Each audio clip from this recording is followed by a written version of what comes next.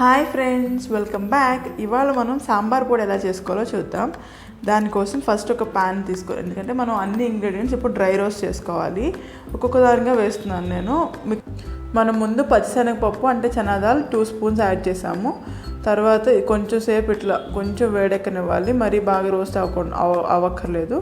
తర్వాత 2 స్పూన్స్ మినపప్పు అంటే ఉరద్దాలు లేకపోతే ఉద్దిపప్పు అంటారు కొంతమంది. మినపప్పును కూడా వేసుకుని ఒక నిమిషం వేగిన తర్వాత మనం కందిపప్పు వేసుకోవాలి. 2 స్పూన్స్ కందిపప్పు కూడా యాడ్ చేసుకోవాలి. ఈ 3 ఈక్వల్ క్వాంటిటీస్లో, ఒకవేళ మీరు ఎక్కువ చేసుకున్నా సరే ఈ 3 ఈక్వల్ క్వాంటిటీలో వేసుకుని ఇవి కొంచెం వేగడానికి మనకి ఎక్కువ టైం పడుతుంది కాబట్టి ఫస్ట్ ఇవి లైట్గా కొంచెం వేడెక్కనివ్వాలి.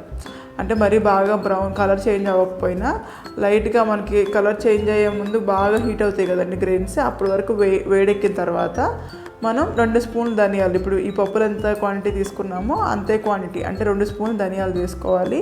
ఇవి వెంటనే వేగిపోతాయి కాబట్టి ఫస్ట్ పప్పులు కొంచెం వేగిన తర్వాత ఇవి వేసుకోవాలి. 2 స్పూన్లు ధనియాలు వేసుకున్న తర్వాత 1 స్పూన్ జీలకర్ర అండ్ అలాగే 1 స్పూన్ ఆవాలు వేసుకోవాలి. మీరు ఒకవేళ ఎక్కువ క్వాంటిటీస్ చేసుకోవాలనుకున్నా ఇదే కొలతలు, అంటే ఇప్పుడు 2 కప్పులు కందిపప్పు తీసుకొని అంటే పప్పులన్నీ ఒక్కొక్క కప్పు తీసుకున్న తర్వాత ఇవి హాఫ్ కప్ వేసుకోవాలి. ఇలా కొంచెం లైట్గా వేగిన తర్వాత మనం 1/2 స్పూన్ వరకు మెంతులు వేసుకోవాలి. మెంతులు ఎక్కువ వేసుకుని చేదు వస్తుంది కాబట్టి, బట్ కొంచెం 1/2 స్పూన్ కనుక మెంతులు వేస్తే మంచి టేస్ట్ వస్తుంది. 1/2 స్పూన్ మెంతులు స్కిప్ చేయబాకండి.